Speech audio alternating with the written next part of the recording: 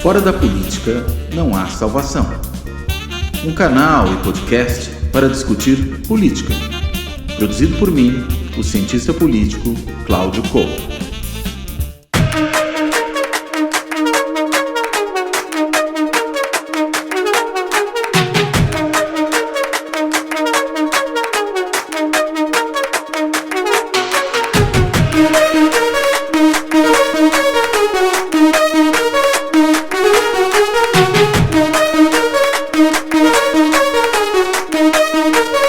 Olá, este Fora da Política Não Há Salvação vai acontecer no meio das quartas de final da Copa do Mundo, né? Esse programa, como todo mundo sabe, vai ao ar sempre sábado de manhã cedinho, sobe a 0 hora de sábado, quando não tem algum atraso, né?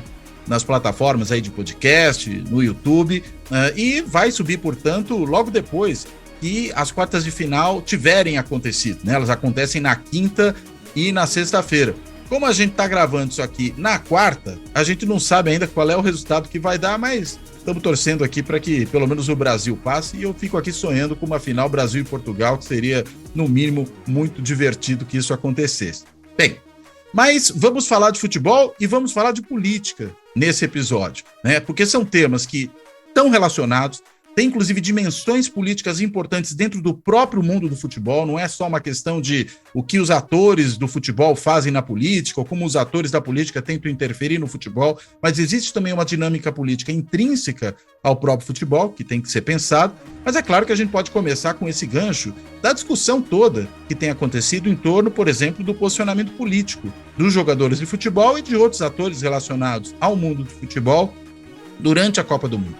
A gente viu aí na última campanha presidencial que o Neymar, ele deu o seu apoio ao presidente Jair Bolsonaro para sua reeleição, né? Fez a dancinha, né? Irritou muita gente com isso e disse que comemoraria o seu primeiro gol na Copa fazendo o 22, o número do candidato Bolsonaro.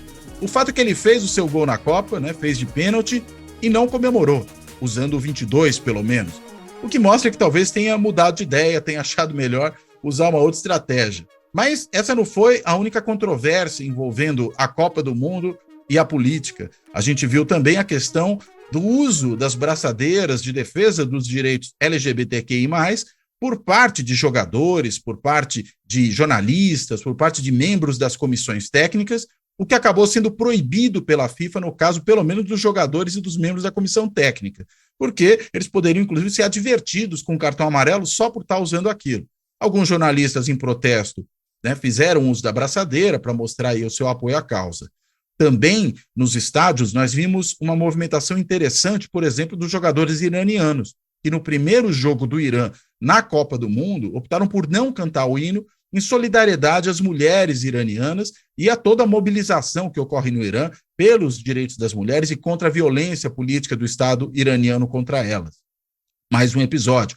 Depois eles acharam melhor cantar o hino porque, ao que consta, suas famílias e eles próprios foram ameaçados pelo governo do Irã, né, o regime autoritário, teocrático, e aí acharam melhor talvez contemporizar ali. Mas o recado estava dado. Acho que essa talvez seja a questão mais importante aí. Existe ainda toda uma controvérsia envolvendo o fato do Catar ser uma ditadura, né? Uma ditadura não islâmica exatamente, apesar de ser um país islâmico, mas uma ditadura que tem ali um monarca que faz o que bem entende, que manda e que desmanda. Há uma relação muito complicada com imigrantes. Nós vimos aí que milhares de trabalhadores, a maior parte deles imigrantes que foram para o Catar, morreram construindo estádios da Copa do Mundo, e isso também produziu muita controvérsia. E só para a gente pensar aqui, e eu talvez esteja me esquecendo de alguma coisa, numa cereja do bolo, o jantar dourado dos jogadores da seleção brasileira de futebol, que resolveram ali comer uma carne com aquele chefe meio excêntrico, turco, né, uma carne com folhas de ouro, né, banhada a ouro. E aí gerou toda uma polêmica, o padre Júlio Lancelotti criticou duramente, muita gente criticou, aí os defensores do governo Bolsonaro, o pessoal de direita achou lá um vídeo do Fábio Porchat, né, o humorista também comendo uma carne banhada a ouro, falou, aí a incoerência de vocês, só critica os jogadores que estão usando seu dinheiro, enfim.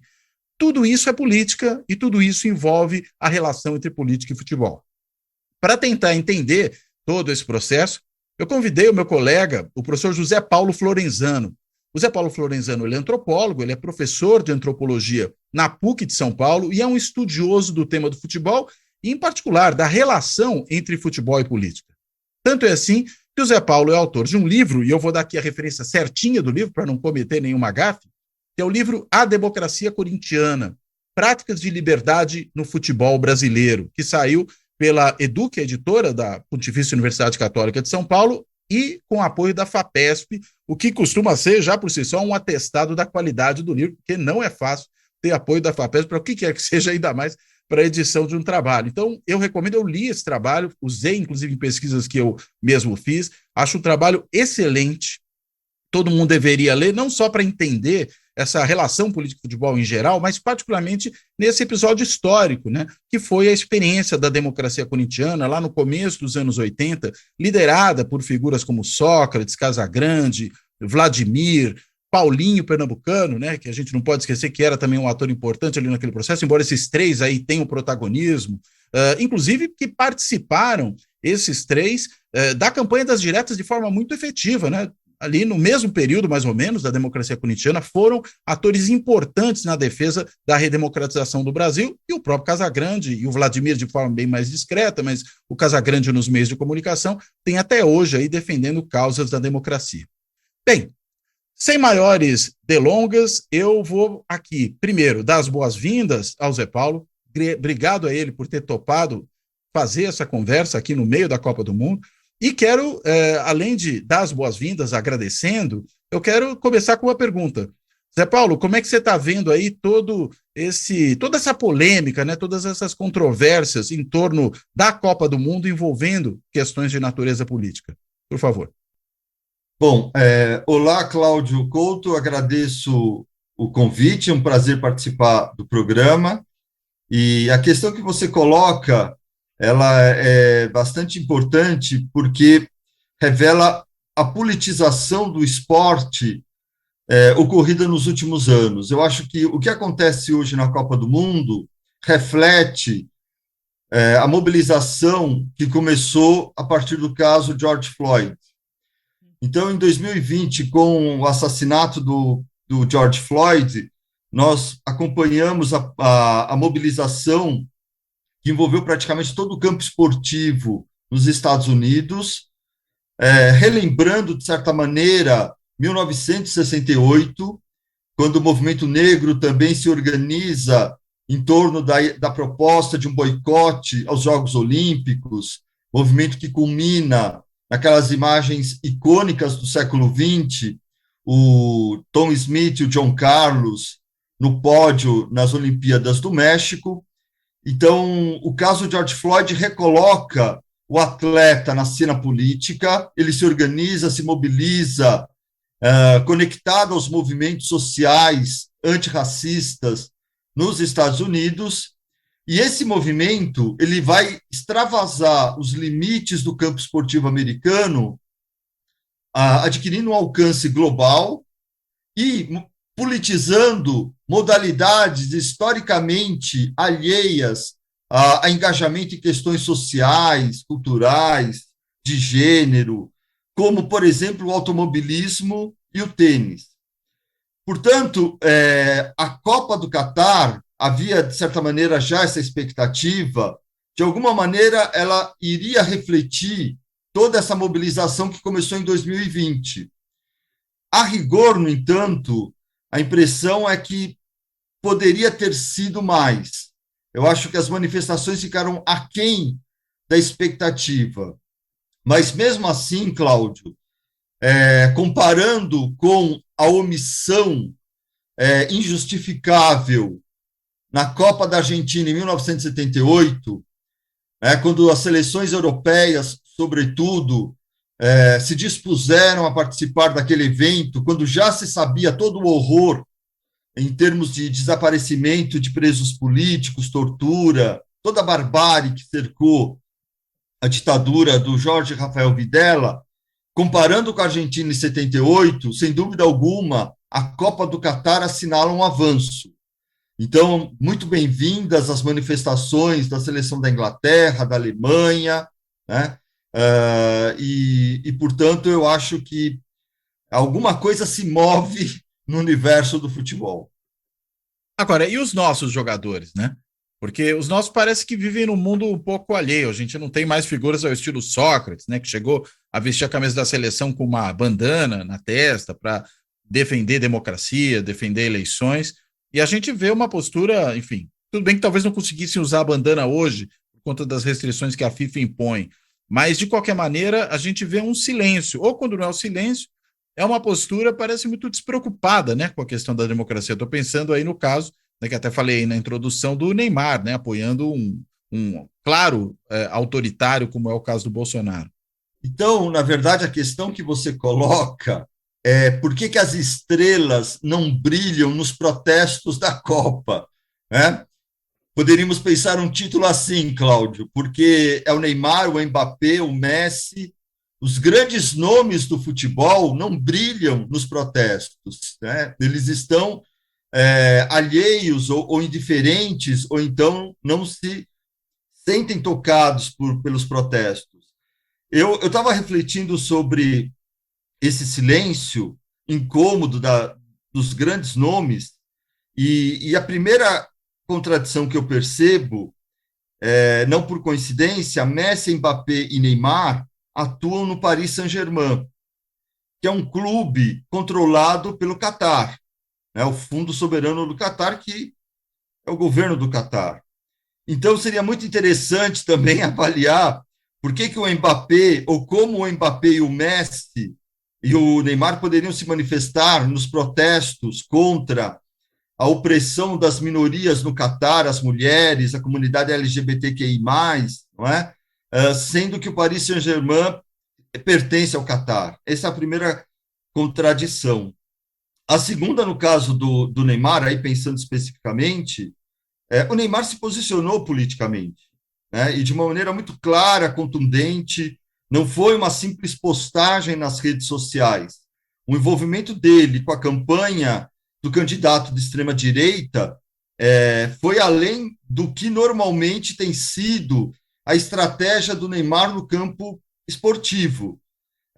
Historicamente, né, os atletas brasileiros nunca se posicionaram de uma forma clara em relação a essas questões sociais, políticas e culturais, a exceção feita a esse período ao qual você se referiu, né, do Sócrates, e o Neymar, ele, de certa maneira, inova, né, mostrando esse comprometimento com a campanha do candidato da extrema-direita.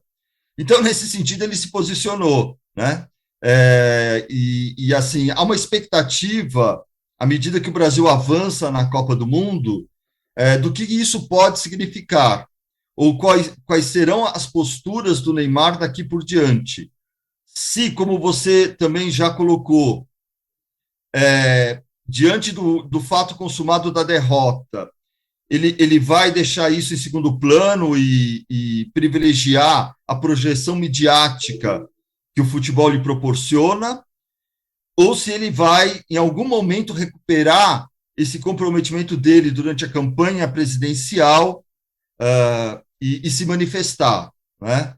Então, a gente fica aqui aguardando o que vai acontecer.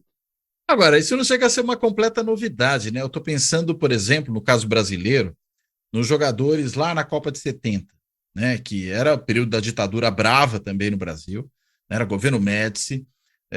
O governo Médici, na época, transformou a missão da seleção brasileira no México, acabou muito bem sucedida, um pouco numa forma de promover o regime, né? De falar do Brasil grande, Brasil potência. Quando voltaram, foram recebidos com honras de Estado pelo Médici. Tem até aquela parte mais alegórica aí, mas não sei o quanto é verdadeira, mas parece que é, da escalação, né, do Dadá Maravilha, por pressão do próprio Médici e tudo mais. E ainda o Maluf, né, que presenteou os campeões, os tricampeões do mundo com Fuscas, numa coisa que também marcou época naquele momento. E nesse contexto todo a gente tinha o Pelé, que era um indivíduo curioso, né, na relação com a política. Tem até a frase famosa de que o povo não sabe votar, né, que é a frase proferida pelo Pelé. Como é que você vê, nesse outro contexto histórico, olhando talvez numa perspectiva mais de longo prazo da seleção, esse posicionamento dos jogadores nessa relação com os governos autoritários, por aí vai? Assim, é muito interessante o paralelo que você propõe, porque em 70 você tem a ditadura militar, né? Atualmente você, bem ou mal, você ainda tem um processo eleitoral, oposição, uma sociedade civil, então a possibilidade do atleta ter, digamos assim, um referencial crítico para se posicionar de uma forma não alinhada ao governo autoritário estava ausente, digamos assim, em 1970. A respeito da figura do Pelé, o Pelé, então, ele foi colocado no banco dos réus pelo movimento negro, porque ele nunca se posicionou em relação à questão racial, nunca fez um discurso aberto, assumido a respeito da existência do racismo na sociedade brasileira, e ele também foi muito crucificado pela esquerda, porque teria se deixado manipular como uma marionete nas mãos dos militares. De fato, a associação do Pelé com o Médici ficou no imaginário, né, em fotos de capa de revista, nas matérias jornalísticas. O Médici, muito espertamente, se aproximou e instrumentalizou de todas as maneiras a imagem do Pelé. E o Pelé, de fato, nunca se posicionou em relação à questão racial, nem remotamente, como, por exemplo, Muhammad Ali. Então, tudo isso é fato. Posto isto, Cláudio, nós não podemos reduzir a figura do Pelé a essa interpretação, porque no contexto dos anos de chumbo, nós temos um conflito do Pelé com o regime militar, que é um episódio pouco conhecido. O Pelé decide abandonar a seleção brasileira logo após a conquista do tricampeonato, numa estratégia pessoal de explorar o capital simbólico adquirido com aquela conquista, e essa estratégia pessoal do Pelé entrava em choque com o interesse da ditadura militar, que queria continuar extraindo dividendos políticos da seleção brasileira. Lembremos que 2 anos depois tem a festa do Sesc Centenário, que também foi muito usada pela ditadura. E quando há esse choque de interesses, o Pelé não se mostra uma figura submissa diante dos militares. Ele enfrenta a pressão, e a pressão é exercida tanto pelo Palácio do Planalto quanto pela Rua da Alfândega, onde estava a CBD, então dirigida pelo João Havelange. Ele não se dobra, ele é chantageado, ameaçado. Um outro dado, Cláudio, que é impressionante da história do Pelé, e que pouca gente se dá conta, o Pelé se despede da seleção brasileira sem uma mísera homenagem oficial do governo brasileiro. A ditadura que se beneficiou tanto da figura do Pelé, por represália, em 71, quando ele se despede, em 2 jogos, um no Morumbi e outro no Maracanã, em amistosos, não há uma única homenagem do regime militar. A ironia é que o Pelé homenagem... Nem autoridade presente, inclusive? Ou você não nada. Todas as homenagens canceladas sobre a desculpa esfarrapada de que não era despedida do futebol, era da seleção, e que quando o Pelé se despedisse do futebol, os militares, então, lhe dariam esta homenagem. Não deram coisa nenhuma. O Pelé se despede em 74 na Vila Belmiro, não é? E os militares não tomam o menor conhecimento. Então, assim, a figura do Pelé é muito mais interessante do que o discurso de esquerda permite supor. E só para concluir, há uma questão também que não é levada na devida conta, que é o momento em que o racismo, né, hoje chamado racismo estrutural, vem à tona em relação ao Pelé. Porque nesse processo que vai de 70 a 74, quando o Pelé se retira da seleção, mas continua jogando, o Pelé, em vários momentos, Cláudio, diz: eu quero servir o Brasil desempenhando uma outra função. Eu já dei a minha contribuição como atleta, agora eu gostaria de dar uma contribuição como empresário. E é neste momento que o Pelé tenta sair do lugar ao qual os negros são designados. O campo de futebol não é nem o futebol, porque você não vê o negro técnico da seleção brasileira, jornalista, pesquisador do futebol, não é dirigente. Então, quando o Pelé faz esse discurso, ele é chamado de mercenário.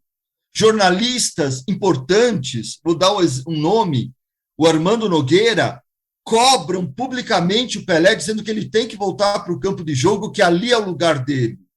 Então, é a sociedade brasileira, de uma maneira, eu diria, inconsciente, né, designando para o Pelé o lugar que ele deveria ocupar e ao qual ele deveria se restringir.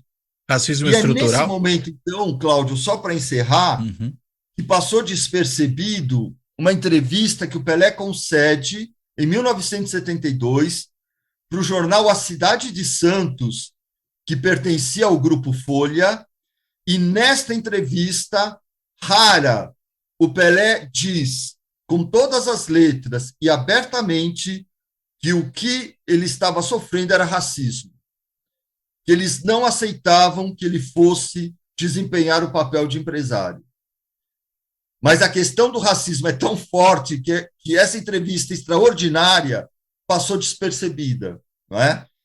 Então, assim, esse paralelo que você coloca é muito interessante e, assim, teria muito mais coisa para pensar, Cláudio. Por que nós cobramos tanto do Pelé o silêncio dele em relação à questão política e nunca se cobra nada do Messi, né? Nós aceitamos numa boa que o Messi se restringe ao futebol, né? Então, o Messi não é cobrado, o Pelé é implacavelmente perseguido por essas questões. Aliás, né, você está falando disso, Paulo, e eu estou pensando nisso que a gente viu esses dias, né? A gente viu que o Pelé, muito adoentado, né, houve uma homenagem até dos jogadores a ele, e ao mesmo tempo muito questionamento ao Pelé, até ataques, eu diria, quase comemorações do estado de saúde dele por uma certa parcela da sociedade, muito provavelmente mais à esquerda, entendendo que o Pelé, enfim, na realidade não era alguém que mereceria a devida consideração, para dizer o mínimo, né? E o que você está mostrando é que isso é uma imensa injustiça, né, histórica com ele. Muito injusto, Cláudio. Assim, isso merece um estudo, né? O nosso desencontro com a figura do Pelé. Eu estive na África, Cláudio, fazendo um pós-doutorado. Eu fui atrás do significado dos Santos na era Pelé para o continente africano. E, claro, por questões de recurso e tempo, eu me restringi a Moçambique, porque estrategicamente o Santos do Pelé passou por lá, a seleção brasileira e outras equipes. E eu pude constatar, porque eu conversei com atletas que foram contemporâneos do Pelé e viram o Pelé passando pela antiga Lourenço Marques, hoje Maputo, e ficou muito claro o significado do Santos na era Pelé para a África, de um modo geral, né? Aí ampliando para pesquisas de jornais. Assim, em termos de uma referência, né, do que significava um atleta negro de projeção internacional, numa equipe de terceiro mundo, aí resgatando, Cláudio, o que essa camisa verde e amarela significou, não é? Em termos de identificação pan-africana, da negritude. É claro que ela teve um alcance global, a camisa verde e amarela, mas, assim, por que o Bob Marley tinha uma verdadeira devoção pelo Pelé, não é? Porque um intelectual como Paul Gilroy, dos estudos culturais também, no prefácio ao livro dele sobre o Atlântico Negro, escreveu lá que ele torcia pelo Brasil por causa do Pelé. Então, internamente, nós não temos a dimensão do que o Pelé significou no contexto do Atlântico Negro, né? E internamente, nós não percebemos que o Pelé se debateu contra o racismo, foi vítima desse racismo exercido por jornalistas intelectuais que se supõem esclarecidos e que não se deram conta que estavam a serviço do racismo, querendo fixar o Pelé na posição de atleta de futebol. Fantástica essa história, porque realmente o discurso dominante vai realmente no sentido contrário, né? Ou vai no sentido assim de incensá-lo pura e simplesmente como jogador de futebol, em mais nenhuma outra dimensão que ele possa ter, né? Embora eu acho muito interessante, eu me lembro de uma viagem que eu fiz há muitos anos atrás. Você está falando disso, estou lembrando desse negócio. Acho que foi isso em em 99, se eu não estou enganado, né? Que eu fiz uma viagem para os Estados Unidos e sentei no avião do lado de um chinês. Né? E aí, uma hora o chinês começou a puxar papo comigo em inglês, evidentemente que chinês não ia dar certo. E aí perguntou de onde eu era. Eu falei, do Brasil. Ele, Brasil, Brasil. Eu falei para ele simplesmente, Pelé. Aí ele falou, foi instantâneo. Ele não só identificou de onde eu era, como ele, na hora, se mostrou ainda mais simpático, porque ele já estava sendo um cidadão muito simpático comigo, né? E ficou ainda mais entusiasmado com aquela história. Né? E realmente tem essa dimensão. E acho que também isso tem muito a ver, né? E aí, para além da própria questão do Pelé, com o tempo, né, em que ele se projetou como grande atleta, né? Que tem uma imensa sobreposição com o período da ditadura militar. Né? Tudo bem, ele é campeão em 58, 62, quase sem conseguir jogar, mas ele é tricampeão em 70, mas, enfim, os anos 60 são marcados por isso. E a própria ditadura militar, como você já colocou, usa e abusa do futebol para se promover. Estou lembrando de uma frase que se costumava dizer, queria até te perguntar o quanto isso também tem de verdade, mas eu imagino que tenha, mas você me corrija se eu estiver equivocado. Aquela frase, né? Onde a arena vai mal, mais um time no Nacional. Né? Era esse o papel da CBD, em boa medida, na sua relação com o regime militar? Claro. Claro, a CBD era dirigida pelo almirante Heleno Nunes, que era da arena do diretório lá fluminense. Então, essa política do toma lá da cá, ela atravessa toda a década de 70, né? Você tem uma articulação com vereadores, deputados estaduais, governadores, deputados federais, senadores, o time de futebol e a arena. Você mobilizava todo esse arco de aliança para colocar equipes, né, no interior de São Paulo, do Rio Grande do Sul, né, em locais onde era importante que a arena tivesse um desempenho eleitoral bom, né, ou quando ela não estava bem diante do MDB. Então, essa é uma política que foi, de fato, implantada durante toda a década de 70. A militarização, Cláudio, ela não se resume ao uso da seleção de 70. A militarização ela é ramificada por várias linhas de ação que convergem no uso da linguagem do esporte para popularizar o regime. Então, os caras criaram Olimpíadas do Exército, né, porque interessava ao regime que o Exército tivesse uma dupla face, né, terrível para a esquerda armada, mas para o resto da população era importante que o Exército tivesse uma imagem popular. Então, nada melhor do que promover as Olimpíadas do Exército. E até propaganda na TV, né? Das Olimpíadas do exato. Você tinha todo um esquema publicitário para divulgar o evento, que ia muito além do esporte. Você tinha shows do Roberto Carlos, exposição da indústria, não é? Atores globais presentes no evento. E aí você tinha o resgate das Olimpíadas Operárias, que é uma coisa que vem lá do governo Vargas, envolvendo o SESI, enfim, são várias linhas, né? E uma delas era o Campeonato Nacional, que foi criado em 71 nessa política do toma lá da cá. Porque até 70, tanto que tem toda a discussão, né? Quantos títulos nacionais tal time tem, porque realmente até 71 a gente não tinha um campeonato propriamente, oficialmente, né? Nacional. Entendido como campeonato brasileiro, né? Agora, nesse contexto, né, tentando avançar um pouquinho dos anos 60, 70 para os anos 80, pelo menos para o começo dele, e você, enfim, ninguém sabe mais do que você sobre isso. Como é que entra nesse contexto, e ainda sob ditadura militar, um movimento como o da democracia corintiana? O movimento da democracia corintiana, Cláudio, ele é fruto de um processo que também vai se desenrolando como resistência durante toda a década de 70. Então, você certamente conhece a figura do Afonsinho, né, que é um rebelde na virada dos anos 70 dos anos 60 para os anos 70, e o Sócrates claramente se inspira na figura do Afonsinho. Há um encontro histórico dos dois nos anos 80, no Café Bexiga, promovido pelo José Trajano, e é nesse encontro o Sócrates diz ali que ele deve muito ao que ele era, a figura do Afonsinho.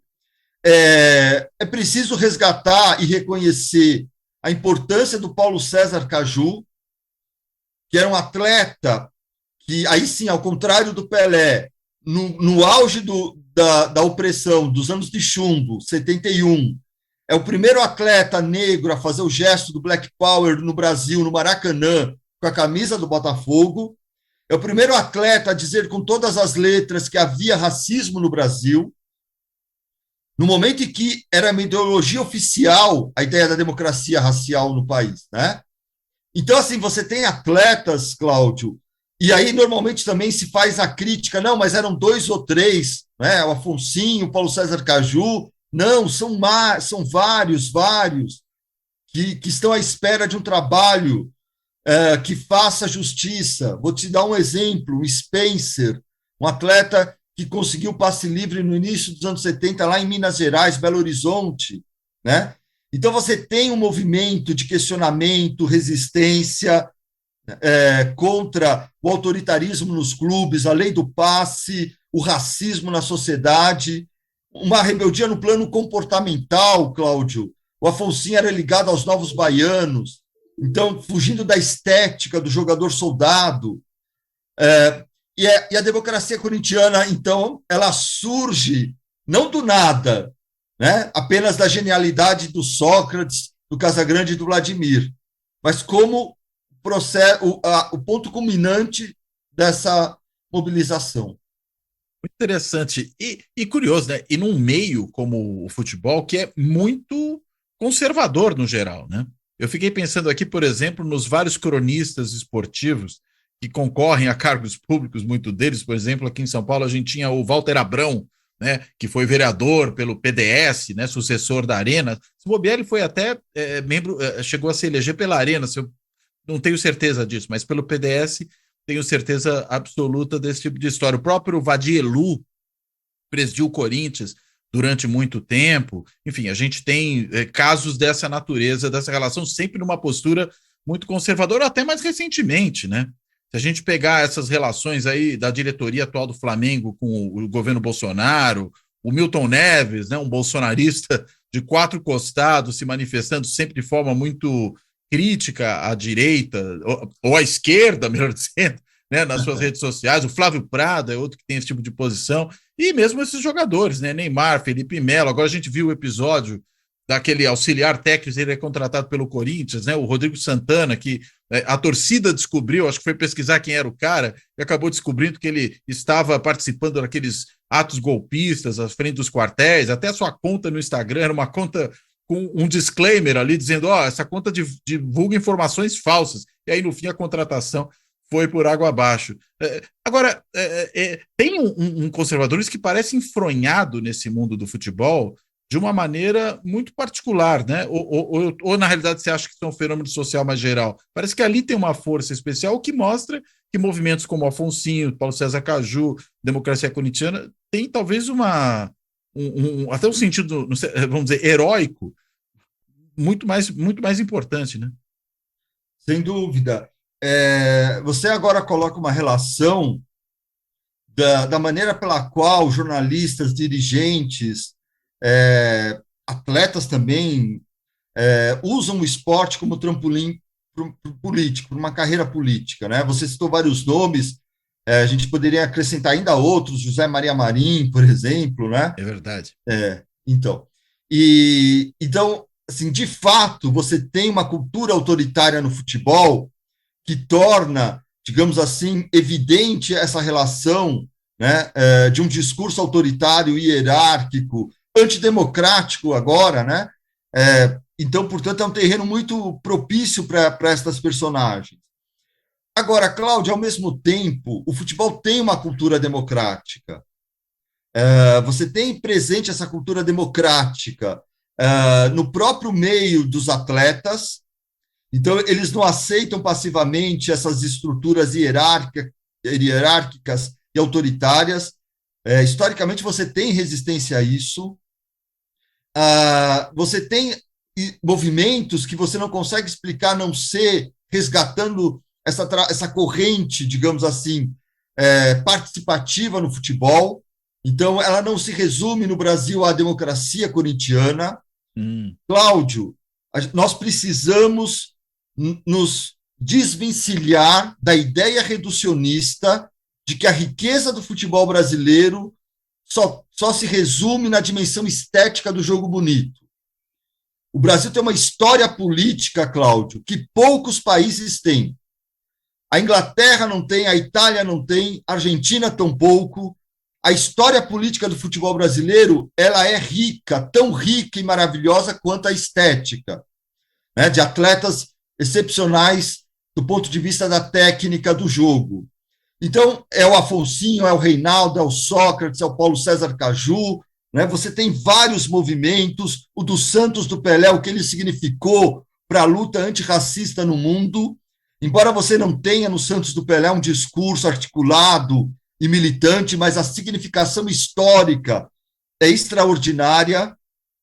Nós temos, Cláudio, o caso que talvez seja único do mundo, de uma torcida gay que ocupou fisicamente a arquibancada, a cole gay, nesse contexto que eu chamo os anos revolucionários do nosso futebol. De qual time? 78, a cole gay. De qual time era? Do Grêmio. Do Grêmio. Do Grêmio. Né? Então, assim, é uma história muito rica politicamente. Então, eu vejo, Cláudio, com um olhar mais nuançado. Você tem, de fato, naturalizando o autoritarismo, essa cultura conservadora, e, ao mesmo tempo, você tem ali uma tradição de rebeldia, né, que explica a cada momento a irrupção desses movimentos. O último foi o bom senso, né, no esporte brasileiro. Bom senso que foi liderado na época, por um zagueiro que jogava no Corinthians, como que ele chama mesmo? Agora, Paulo André, isso mesmo. E depois acho que foi para o Atlético Paranaense, andou circulando por aí. Isso mesmo. Antes ele foi para o exílio na China. Ah, por causa do movimento, inclusive. Ele foi exilado. Quer dizer, ninguém queria dar emprego para ele aqui. Foi perseguido por setores assim, radicais de direita nas torcidas, na imprensa e na classe dirigente. Aí ele foi para um exílio na China, expurgar a culpa dele e depois retornou. E aí que ele foi para o Atlético Paranaense. Não lembrava dessa passagem dele no exílio na China. Ou ostracismo, talvez a gente pudesse chamar também, né? Um pouco das duas coisas. Agora, você falou da torcida organizada de direita, a gente também tem o contrário, né? A gente tem, nas torcidas organizadas, a gente viu até agora uma situação sensacional das torcidas organizadas desobstruindo estradas aí fechadas pelos golpistas bolsonaristas, né? E essa história política das torcidas? Fascinante, Cláudio, fascinante, absolutamente incrível. Elas participam dessa história política a qual eu me referi.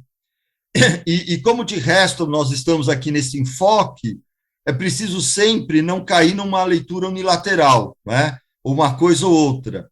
Então você tem na história desses movimentos um caminho de antagonismo violento, confrontos, brigas.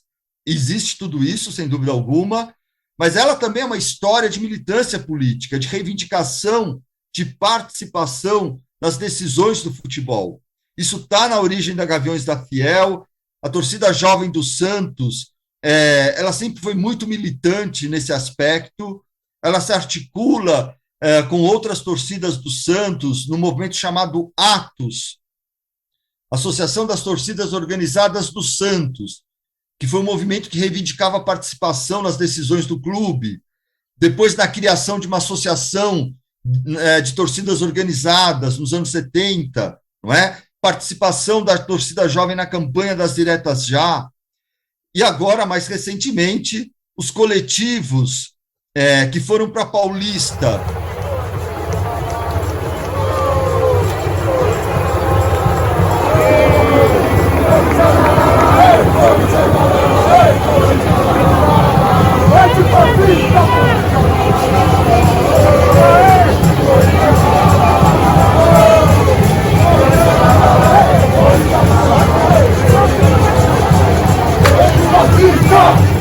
Quando teve foram várias ameaças de golpe, né? Numa delas, em 2020, elas foram para a Paulista se manifestar.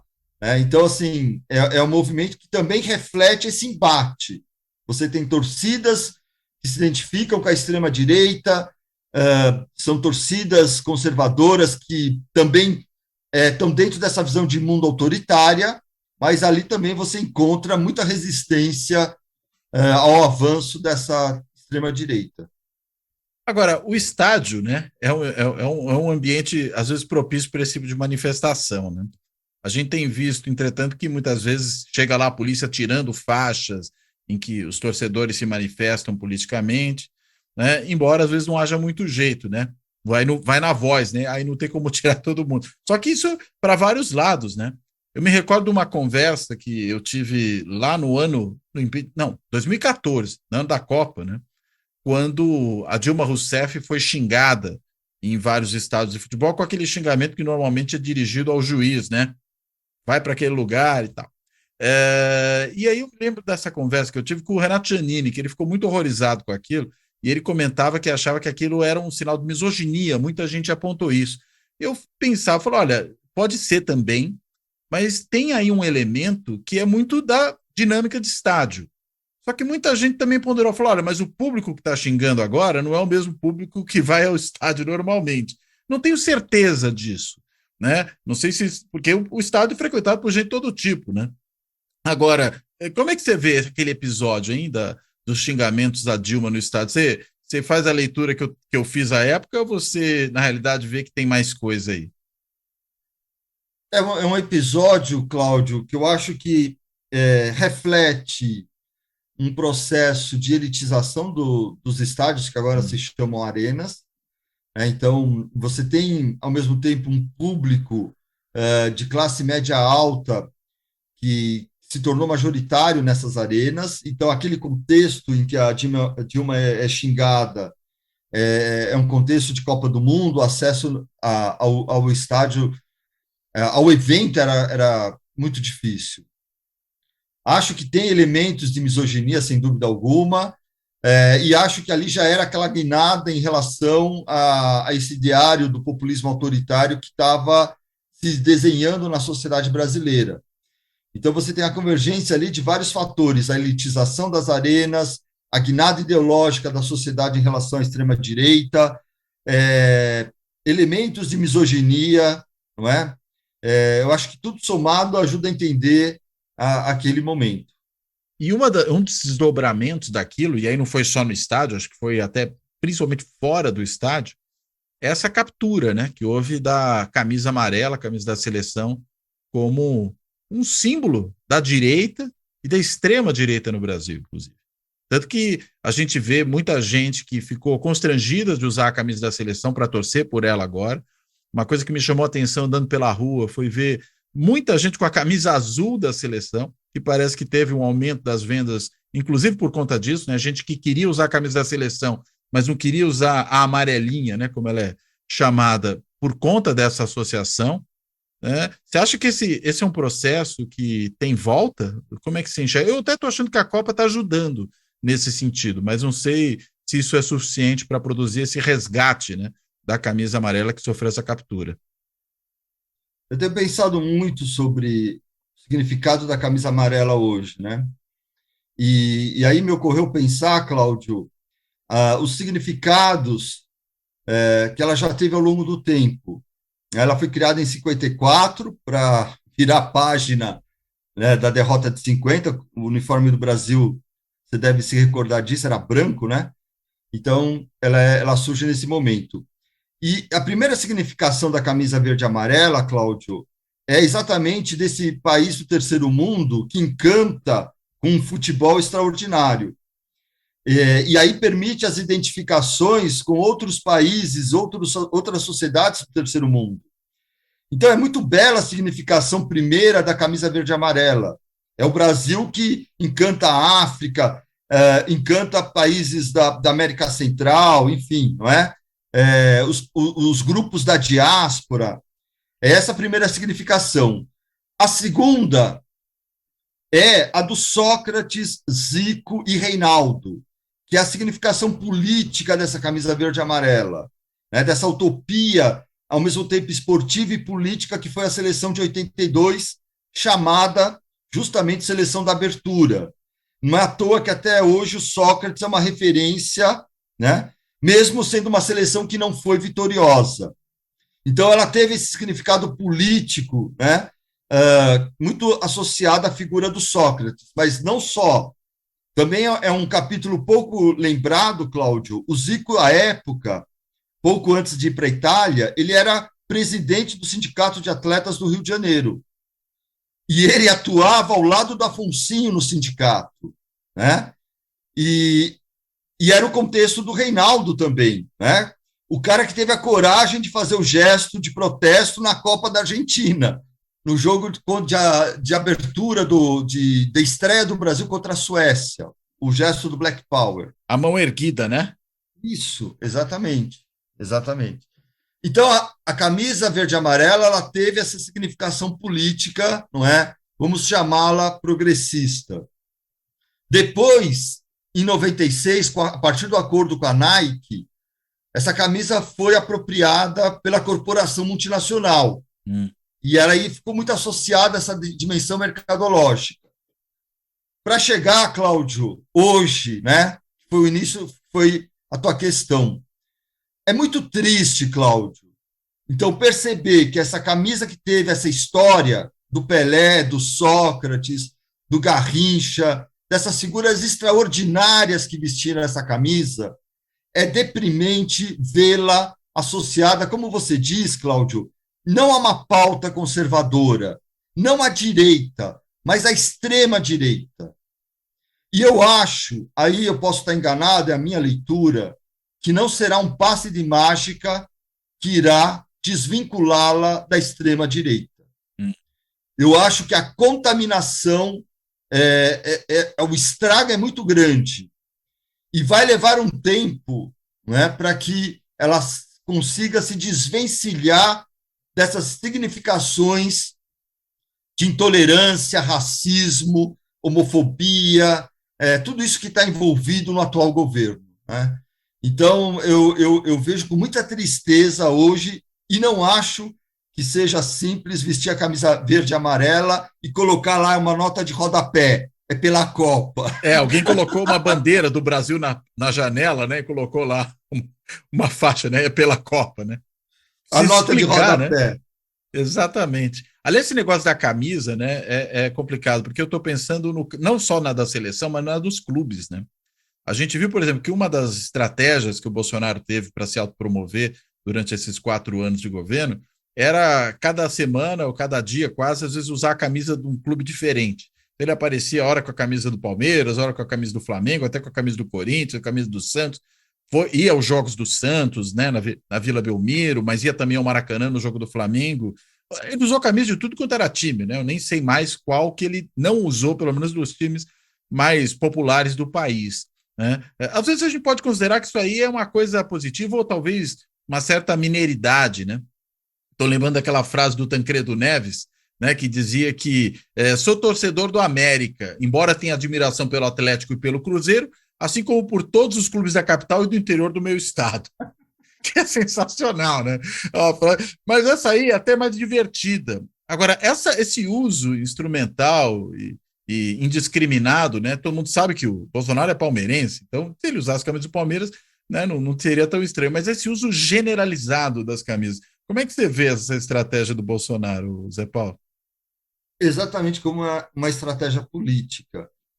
Cláudio, a impressão que eu tenho é que, desde o início, o futebol em particular, e o esporte em geral, mas o futebol em particular, foi uma variável muito importante na estratégia do governo Bolsonaro.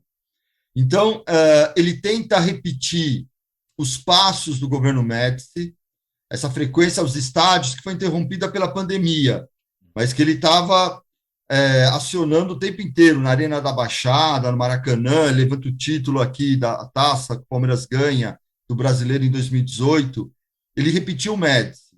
Ao contrário do Médici, que assumia que torcia pelo Grêmio e pelo Flamengo, além do Guarani de Bagé, o ele Bolsonaro... é de Bagé, possivelmente, imagino.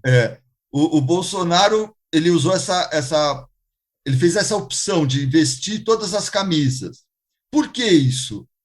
Porque é a maneira dele se tornar ainda mais próximo dessas camadas populares às quais ele queria, digamos assim, impactar. A linguagem do futebol é uma linguagem acessível, universal no Brasil, e que, portanto, né, o torna ainda mais popular e né, uma figura com a qual o torcedor pode se identificar. E essa estratégia ela envolve, ao mesmo tempo, fustigar a Rede Globo, né, dificultando os direitos de transmissão da Globo. Então, assim, veja, não era uma questão simples de apenas se exibir nos estádios e nas arenas. Ela envolvia também a maneira de retirar, digamos assim, a audiência da Rede Globo. A seleção brasileira, desde o começo, esteve na mira do governo Bolsonaro. Então, o esforço de realizar a Copa América durante a pandemia no país, e quando atletas e comissão técnica esboçaram um protesto, porque era o auge da pandemia, as redes, né, os militantes rapidamente começaram a bombardear as pessoas que estavam mais expostas, digamos assim, nesse questionamento. O Tite, por exemplo, até hoje, né?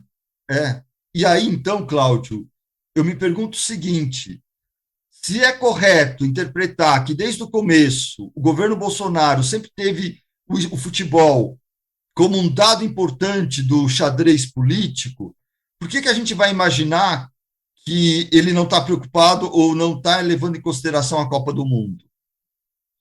Talvez porque ele esteja em silêncio, né? Certamente a Copa é um dado que está dentro dessa equação do governo Bolsonaro. De que forma, nós não sabemos. Certamente, se ele tivesse sido reeleito, teria sido muito mais fácil. A esta altura, eu imagino que ele estaria no Catar, né? Provavelmente. Assistindo aos jogos, fazendo live com o Neymar e assim por diante. A derrota, né, exige uma outra estratégia, qual nós não sabemos. Mas eu acendo o sinal de alerta, porque eu duvido que esse evento esteja passando despercebido, né? A questão é como ele pretende usar o evento, tá certo? Essa que é a questão que eu acho que a gente tem que estar muito atento. O interessante é que a Copa, quando apareceu relacionado ao Bolsonaro, não foi de forma positiva, né? Porque foi com o filho dele, né, o Eduardo Bolsonaro, que foi com a família até a Copa e assistindo o jogo. E aí muita gente que estava na rua ali tomando chuva, né, perdendo o emprego, perdendo a mulher, perdendo, enfim, amigos, criando uma série de problemas, essas pessoas se indignaram, né? Porque falaram, pô, a gente está aqui se sacrificando pelo bem do Brasil, pelo bem do capitão, e o filho dele vai lá se divertir na Copa. Acabou tendo um efeito, na verdade, negativo, né? Não sei se houve, e não houve, talvez aí o que tenha faltado nesse caso, né? Talvez tenha sido estratégia. Embora tenha sido interessante a maneira como esse negócio se resolveu. Teve aquela lorota completamente surreal dos pendrives, né? Que ele foi contrabandear pendrive para o Catar. Mas tem também uma declaração da esposa do Eduardo Bolsonaro, falou, não, essa viagem estava planejada há um ano. Né? Você falando agora dessa questão da eventual vitória, talvez estivesse mesmo planejado há um ano, eles acreditavam que o Bolsonaro iria ganhar a eleição. E que aí eles poderiam ir para a Copa, digamos, promover a imagem do Brasil e tudo mais, né? Sem dúvida. Assim, eu imagino o baque que tenha sido a derrota, né? Porque não estava no horizonte. Mas eu ainda acho que a presença do Eduardo Bolsonaro no Catar não tem a ver com passar férias, não. Eu assim, não acredito nessa interpretação, Cláudio. Agora, acho que ele foi atrás de um lugar para se exilar depois? Mas, enfim, no momento que a gente está vivendo, né, com pessoas ali se concentrando na frente dos quartéis, bloqueio de estradas, esse silêncio do governo, todo cuidado é pouco. E eu acho assim que numa eventual conquista de título do Brasil, em que as pessoas certamente irão ocupar as ruas, você tem uma situação que pode rapidamente escapar ao controle. O carnaval virar outra coisa, é isso? Eu repito, exato, eu repito, todo cuidado é pouco. E eu, pelo histórico do governo, como ele usou e abusou do futebol, imaginar que ele não esteja contando com a Copa, né, me parece um equívoco. Agora, como exatamente ele pretende usar a Copa, nós não sabemos.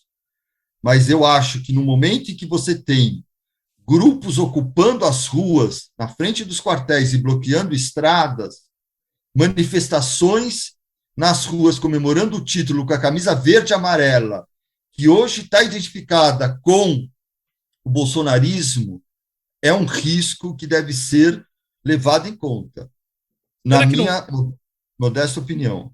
Será que não pode ter o efeito contrário, de, na realidade, você ter um monte de gente indo com camisa verde e amarela para a rua, mas para comemorar o título, acabar, de alguma forma, fragilizando essa apropriação que a extrema-direita fez das camisas? Correto. Esta é a outra possibilidade. Mas eu tenho muito... Você acha que não é a única, né? Tem duas possibilidades, pelo menos, aí, né? Sim, perfeito. Eu também pensei nisso, né? Você pode ter um movimento que supere essa identificação, né? É uma possibilidade, mas eu temo pela primeira. Eu fico pensando que talvez...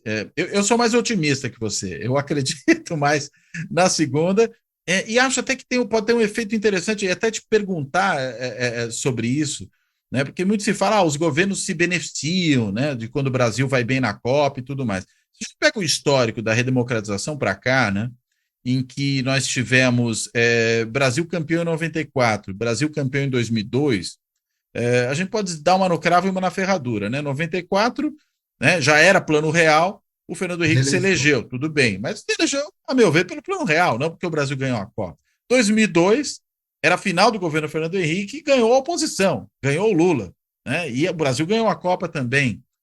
Agora, nesse ano, eu estou pensando num outro sentido, já passou a eleição, o que às vezes é uma novidade, né? A Copa depois do processo eleitoral, e você tem um governo que está tentando aí passar uma imagem de o Brasil voltou, né, um Brasil otimista, mais plural, mais leve, e nesse sentido talvez uma vitória na Copa, claro, não é que vai beneficiar o governo diretamente, mas pode ajudar num certo clima de otimismo que pode ser útil, né, para o governo que entra. Você não enxerga? Você está mais pessimista que eu? Não, se o governo que entra assumir de fato... Você está pessimista mesmo. Não é pessimista, Cláudio. Eu de fato, acho que existe um retrocesso risco, né? Global, não é só o Brasil, né? Quem que podia imaginar nos Estados Unidos que você teria uma tentativa descarada de golpe, né? De ataque ao Congresso? Então, eu vejo que a conjuntura internacional é muito favorável ao governo aqui no Brasil de extrema-direita. Acho que esse governo não tem, claro, nenhum compromisso com democracia, com nada, não vai desistir de permanecer no poder a todo custo. E, assim, você já apontou isso. Tem um dado novo, Cláudio, que é essa concomitância da Copa com a eleição. A Copa acontecia no meio do ano, aqui no Brasil a eleição sempre foi no final do ano. Agora você tem tudo muito colado. Então, assim, é um momento de transição. E com a ordem invertida, né? Uma ordem invertida.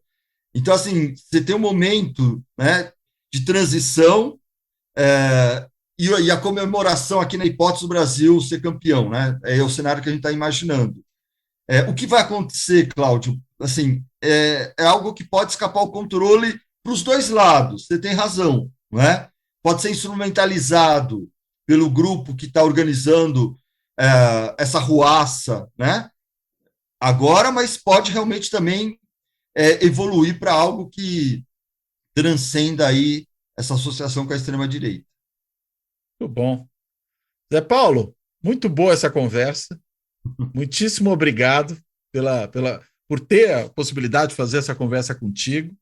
né? Eu quero, além de agradecer, te passar agora para as suas considerações finais e caso você tenha algum ponto que porventura você ache que a gente não tenha tratado, que você acha ainda importante mencionar, use esse tempo também para isso.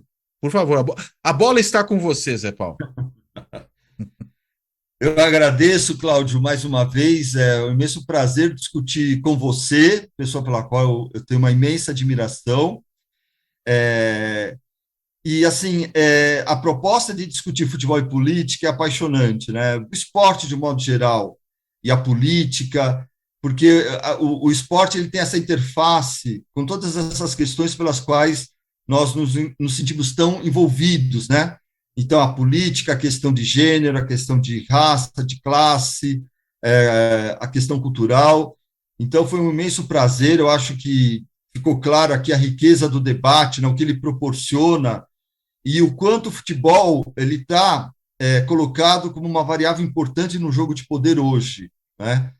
Então, assim, eu acho que a última questão que eu gostaria, enfim, de tocar é que eu, de fato, lamento muito, não é, que a seleção brasileira tenha sido, de certa maneira, capturada por essa expressão de intolerância. E eu espero, né, que, de fato, seja possível, no decorrer dessa Copa, pelo menos, se não completamente, Cláudio, pelo menos iniciar esse processo de dissociação, não é, de uma camisa cujo significado histórico é tão rico e tão associado às lutas no mundo inteiro de minorias, de grupos oprimidos, não é? Da extrema-direita. Eu acho que nós precisamos, por toda a história do futebol brasileiro, fazer essa dissociação. Muito bom. Bem, brigadíssimo de novo, Zé Paulo. Eu quero aqui, então, encerrar, além de agradecer ao Zé Paulo, como eu sempre faço aqui no fechamento, agradecer a todas e a todos que têm acompanhado o canal e o podcast, seja por meio do YouTube, seja nas mais de 20 plataformas, né, em que o Fora da Política Não Há Salvação está disponível em podcast.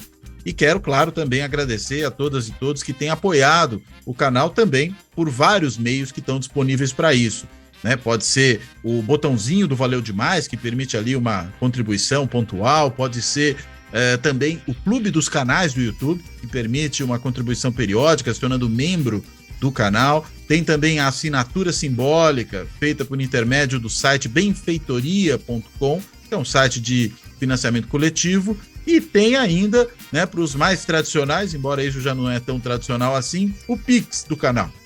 Para quem quiser fazer doação assim, e felizmente tem chegado algumas dessa maneira. O Pix do canal é o e-mail de contato, é contato@foradapolítica-não-há-salvação.info. Eu repito, contato@foradapolítica-não-há-salvação.info, e, como já falei, é e-mail de contato para quem quiser escrever para trocar umas ideias. Então, dito tudo isso, reiterando o agradecimento e me despedindo do Zé Paulo Florenzano, até a próxima.